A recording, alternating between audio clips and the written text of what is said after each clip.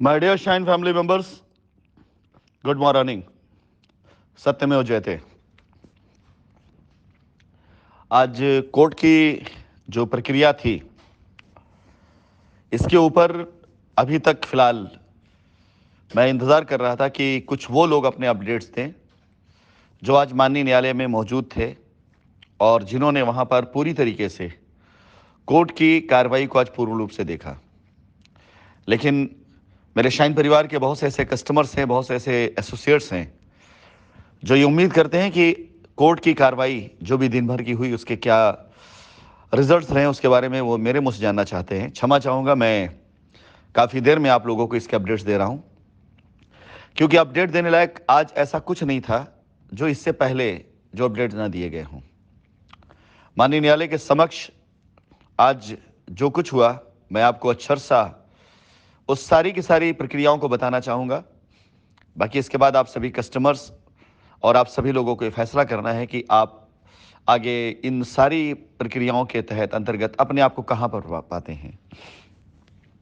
न्यायालय में जैसा कि पहले से ही आदेश पारित हुआ था कि जांच एजेंसियां अपनी जांच जल्द से जल्द पूरी करके प्रस्तुत करें कि कंपनी के ऊपर क्या देनदारी बन रही है, ताकि कंपनी अपने रोड मैप के द्वारा कोर्ट को अवगत कराए कि कंपनी अपनी लायबिलिटी कैसे ख़त्म कर सकती है।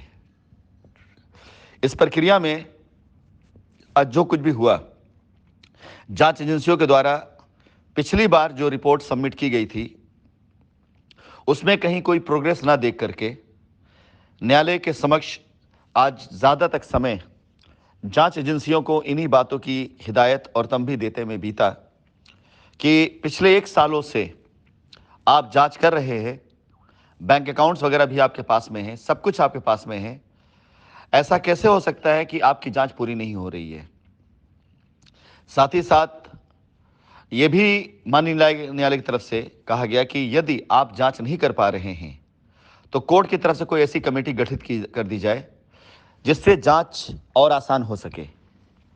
मैं यहाँ पर थोड़ी सी अपनी टिप्पणी अपने उन सभी शाइन परिवार कस्टमर्स को देना चाहूँगा जो आज उम्मीद के साथ न्यायालय की तरफ देख रहे थे कि इसी को कहा जाता है कि दिन भर चले और पहुँचे 2.5 कोस। यानी पिछले 1 साल से जांच में जो 1 साल पहले था, अफवाहें थी, रॉन्ग फिगर थे, एक्चुअल फिगर जो है वो उन तक नहीं पहुंच पाया। क्योंकि अब तक जांच एजेंसियों ने जो भी डेटा कलेक्ट किया वो सारा का सारा डेटा अफवाहों और अखबारों एफआईआरों से था। सही डेटा बैंक ट्रांजैक्शंस में है, बैंक डिटेल्स में है। जो बैंक डिटेल, बैंक स्टेटमेंट जांच एजेंसियों के पास पिछले 1 साल से मौजूद है। जांच एजेंसियां अगर बैंक स्टेटमेंट के द्वारा जांच करेंगी और किया भी उन्होंने, तो एक्चुअल जो डेटा है वो आप सभी लोगों ने पिछले कुछ दिन पहले देखा था कि प्रस्तुत किया गया था, वो एक्चुअल डेटा के आसपास आ रहा है, जो कि 60,000 करोड़ अफवाह से बहुत दूर दूर तक उसका कोई संबंध नहीं है। यानी अगर अफवाहों को फिक्स किया जाए तो साक्ष्य नहीं है, और साक्ष्यों को अगर रखा जाए तो अफवाह धूमिल होती है। मुझे जहां तक लगता है ये सबसे बड़ा असमंजस और गैप सामने निकल करके आ रहा है, जो शाइन परिवार के सभी कस्टमर्स को अपनी लायबिलिटी पूरा करने में बाधक बन रहा है। कि अफवाहों में दिए गए डेटा पर अगर हम विश्वास करें तो उसके साक्ष्य कभी नहीं मिल पाएंगे। 10 साल भी मुकदमा अगर लड़ा गया तो भी ये साक्ष्य कभी नहीं मिल सकते हैं। और साक्ष्यों में जो डेटा आता है, अगर उस पर जाया जाए तो जो लोग मुकदमा लड़ रहे हैं, जो लोग बयान दर्ज करा रहे हैं, जिन लोगों से जांच एजेंसियां साक्ष्य मांग रही हैं, वो सारे के सारे झूठे साबित हो जाएंगे, गलत साबित हो जाएंगे। ये सबसे बड़ा असमंजस है आज की तारीख में। दूसरी, आपके महान अधिवक्ता जिनका आप सभी लोग अलग अलग तरह से आप लोगों ने नाम रखा हुआ है, वो जब अपना मुंह खोलते हैं तो ऐसा लगता है कि बस अब जो बोलने जा रहे हैं वो फाइनल और मास्टर स्ट्रोक होगा। और आप सभी को अच्छे से पता है कि उसी एक शख्स के द्वारा चलाए गए प्रोपगंडे का शिकार सारे लोग हो रहे हैं। और आज इस बात को आप रिकॉर्ड में रख लीजिए कि इस पूरे के पूरे मुकदमे की जो आखिरी गाज गिरेगी वहीं जाकर गिरेगी जहां से प्रोपगंडे निकले हैं।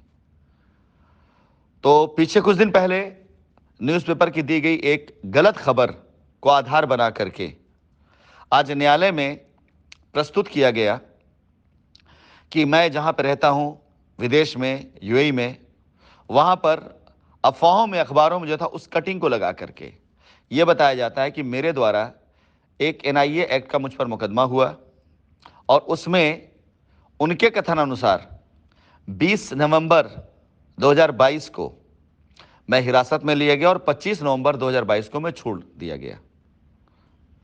अजीब चमत्कार है। ऐसा लगता है जैसे मेरे 2-3 रोल हैं।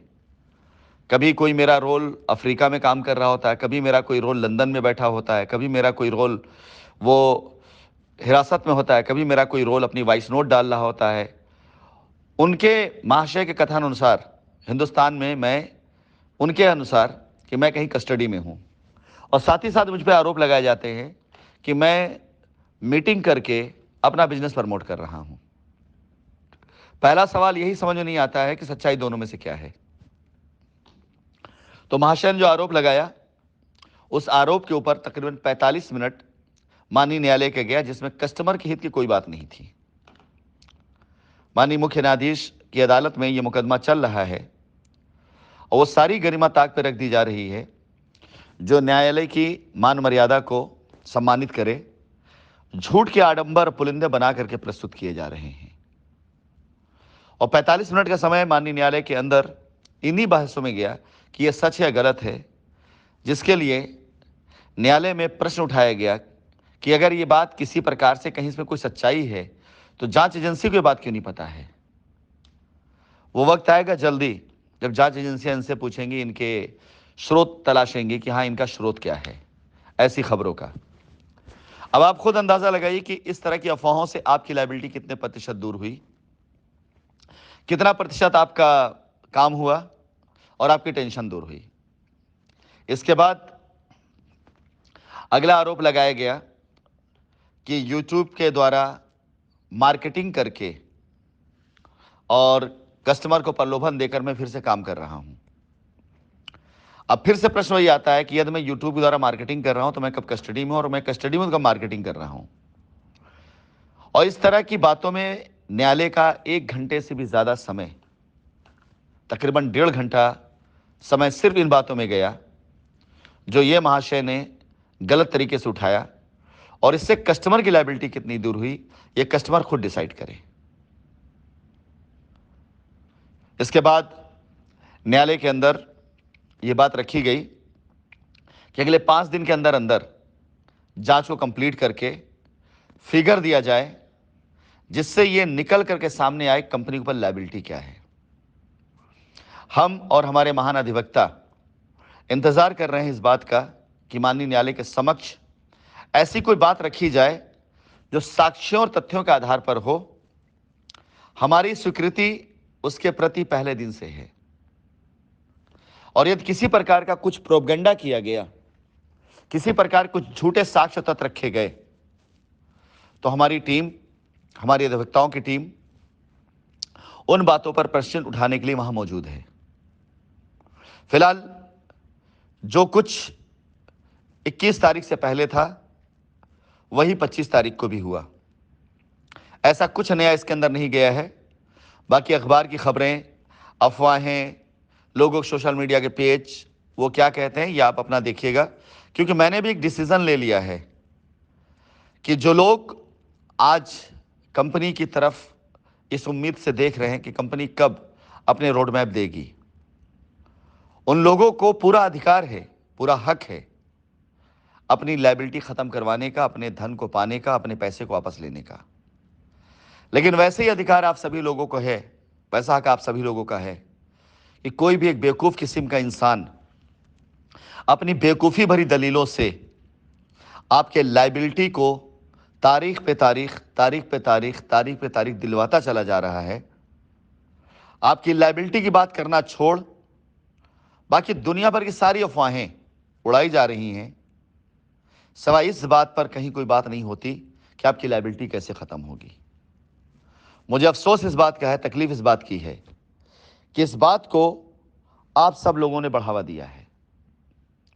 मैंने बहुतेरा कोशिश करी कि आप सभी लोग इस बात को समझ सकें और समझ जाएं, लेकिन आपके और आप सभी के कदम कभी भी किसी भी हाल में इस तरफ नहीं गए जिससे एक पॉजिटिव संदेश आए कि सब मिलकर कंपनी लायबिलिटी उतारते हैं।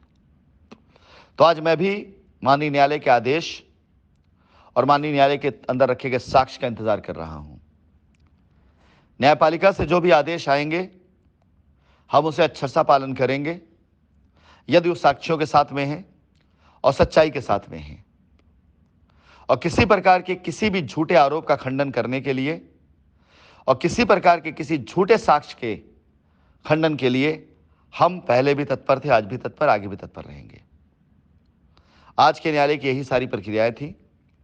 ऐसे आपके काम की कितनी बातें हैं ये आप खुद तय कर लें। कल सुबह का अखबार का इंतजार करें प्रोपेगेंडों के लिए, लोगों की जो फालतू बातें उनका इंतजार करें, क्योंकि पूरे के पूरे इस न्यायिक प्रक्रिया में कहीं पर भी हमारे कस्टमर के हित की, हमारे कस्टमर के पैसे की अदायगी की, उसके रोड मैप की बात किसी की तरफ से नहीं की गई। सत्यमेव जयते।